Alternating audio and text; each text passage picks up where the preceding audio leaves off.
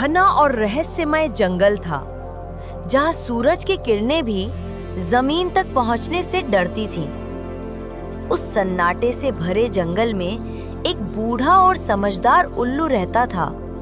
नाम था ओरो, और उसके साथ एक नन्हा अनाथ लोमड़ी का बच्चा नीलो।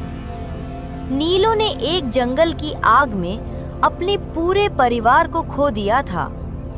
डरा हुआ, अकेला और भूखा वह पेड़ों के बीच भटक रहा था। तभी ओरो ने उसे देखा, कांपता हुआ एक जले हुए पेड़ के नीचे। ओरो ने उसे अपनाया। सबको हैरानी हुई, क्योंकि ओरो हमेशा अकेला ही रहता था, लेकिन नीलो के साथ वह बदल गया।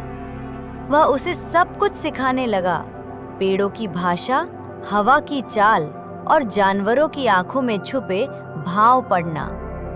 समय बीता और नीलो बड़ा हुआ, लेकिन तभी जंगल में कुछ अजीब होने लगा। जानवर गायब होने लगे। एक रात हिरण, फिर खरगोश, फिर एक नन्ही गिलहरी। जंगल में डर फैल गया। सभी कहने लगे, जंगल में कोई छाया है, कोई शिकारी जो दिखता नहीं। नीलो डरा हुआ था, लेकिन उसे कुछ शक हो रहा था। एक रात जब ओरो बाहर गया, नीलो ने उसका पीछा किया, और जो उसने देखा उसका दिल टूट गया। ओरो एक इंसान से मिल रहा था, एक लंबी टोपी वाला शिकारी। ओरो ने उस इंसान को एक चांदी का पंख दिया और बदले में नीट से भरी थैली ली। नीलो फूट पड़ा। आपने झूठ बोला।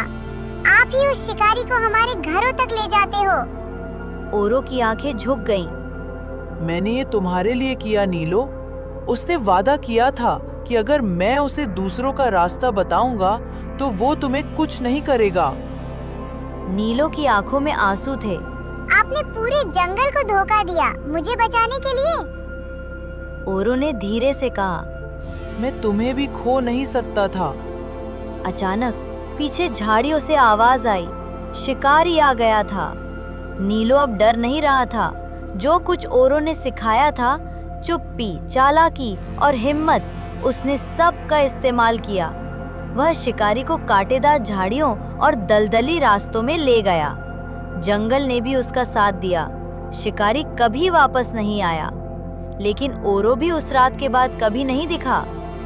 अब हर रात नीलो उसी पुराने पेड़ की जड़ में बैठता है, आसमान की ओर देखता है और कहता है, मैंने आपको माफ किया ओरो, मुझे आपकी बहुत याद आती है। और दूर आसमान से कभी-कभी एक चांदी जैसा पंख हवा में लहराता हुआ गिरता है।